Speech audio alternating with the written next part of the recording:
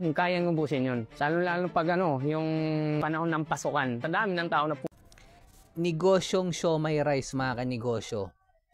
Focus lang sa siomai rice. At nasa community si kuya ng mga estudyante. Although hindi mayaman yung mga community niya, pero meron siyang community na pinagsisilbihan. Kaya lalong kumita, nakapokus na siya sa isa, tapos meron pa siyang community ng mga estudyanteng pinagsisilbihan. Kaya mas lalong kumikita yung negosyo niyang siomai rice. By the way, mga kanegosyo, ako nga pala si Jepoy, isang negosyante. Isa rin akong DJ. Kung kailangan nyo pala ng DJ sa club, sa bar, sa event, message lang kayo dito or comment lang kayo or nasa bio ko, email lang kayo. Message lang din or message kayo dito sa channel ko. Hindi ako vlogger, hindi ako influencer, isa po akong content creator, mga kanegosyo. Bilang negosyante, meron na akong 10 taon na karanasan na pagkalugi sa pagninegosyo. Tunay na negosyo lang, hindi networking Sari-sari store, barbecuehan, bilyaran, rental. Focus sa siomai rice, mga kanegosyo. Eto, kung nagsisimula ka pala magnegosyo, tapusin mo tong video na to, sigurado marami kang matututunan. Kung nagninegosyo ka naman na, malamang isa to sa dahilan kung bakit hindi lumalaki yung negosyo mo. Kwento ko lang, mga kanegosyo. Way back 2015, nung naitayo ko yung sari-sari store ko malapit sa school kung saan ako graduate ng college. Graduate po ako ng marketing management, mga kanegosyo, sa TIP Cubao, Quezon City, Technological Institute of the Philippines. Nagkataon, naitayo ko yung sari-sari store ko, mga kanegosyo, na merong community. Hindi ko pa alam yung focus in one noon. Gusto ko lang talaga matuto sa mundo ng pagdinegosyo. Hindi ko pa alam yung mga community ng mayaman na yan. Nagkataon lang talaga, mga kanegosyo. Kasi malapit lang, dun lang din ako malapit nagbo-boarding house sa pinag-graduatean kong school Tsaka hindi na ako umalis doon nung nag-work na ako kasi sobrang accessible yung biyahe sa lahat. North to south, east to west.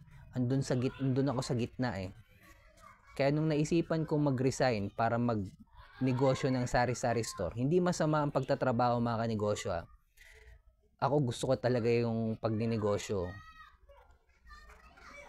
Bakit sari-sari store? Ang dali kasi buksan. Yung tipong nagbukas ka ngayon, bukas may kalabang ka ng sari-sari store. Hindi rin ako marunong magluto.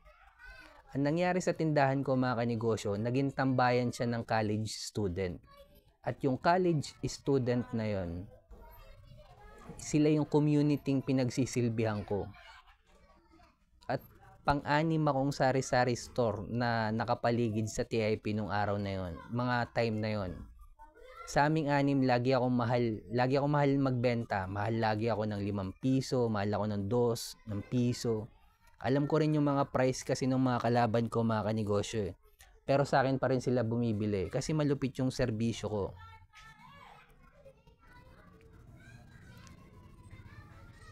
At tulad ni kuya, ni tatay, na nagtitinda ng siomai rice, mas kumikita siya kasi nakapokus lang siya sa isa, mga kanegosyo.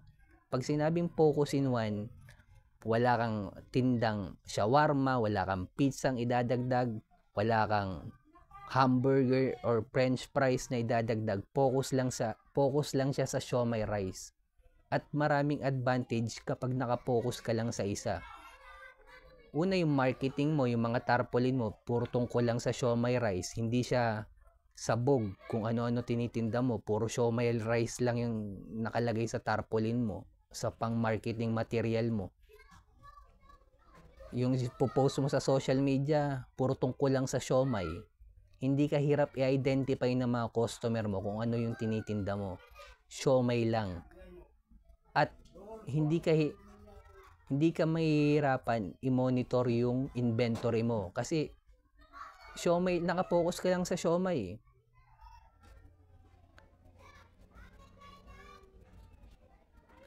Tapos meron pang community si tatay. Nasa community pa siya ng mga estudyante. Kaya kapag pasukan, Although sa loob ng isang taon, may ratio yan. Sabihin na natin, 8 buwan may kita, 4 na buwan lugi. Ganon, parang ganon yan. 7 months na may kita, 5 buwan lugi.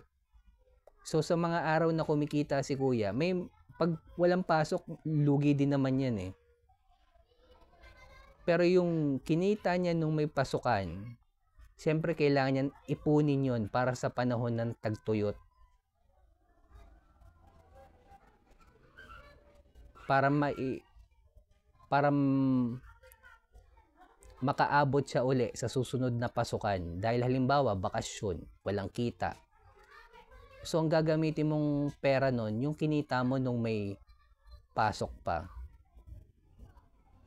Kaya kung nagsisimula ka pala magnegosyo, or kung nagninegosyo ka na, focus in one, hanapin yung community ng mayaman, scale up sa level 2 business model yan. Pag nahanap mo na yung community mo at meron ka ng produkto para sa community mo, brandingan mo yan, lagyan mo ng sistema.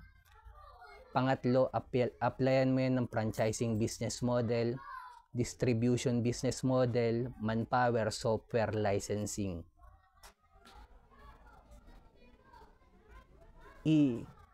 I-level up lang natin yung negosyo natin kung kumikita talaga. Kasi ang dami nagpapa-franchise ngayon na yung negosyo naman nila hindi kumikita. Kasi kapag nag-franchise ka mga kanegosyo, hindi ka na kumikita sa pagbebenta ng siomai per se. Kikita ka na sa franchising fee ng magpa-franchise sa'yo. Kumita man yun o malugi, yung franchising fee, profit mo na yun. Nasa kontrata yon, hindi na nila marerepand yun. At pang-apat, kailangan na natin gumawa ng original content bilang negosyante dahil kasama na sa trabaho natin to mga negosyante, mga kanegosyo. Original content. Ito na ang labanan ngayong 2025. Mapapansin nyo naman yung mga negosyo na kumikita ngayon, puro gumagawa ng original content. Kaya kasama na sa trabaho natin yan mga kanegosyo. At kung umabot ka sa dulo na video na to, subscribe ka naman sa akin, heart mo na rin tong video, comment ka lang, sabihin mo siomai rice. Bilang negosyante, kung dumadanas tayo ng pagsubok or struggle, huwag natin kalimutan mag-pray kahit anong religion natin. Ingat tayong lahat. Peace.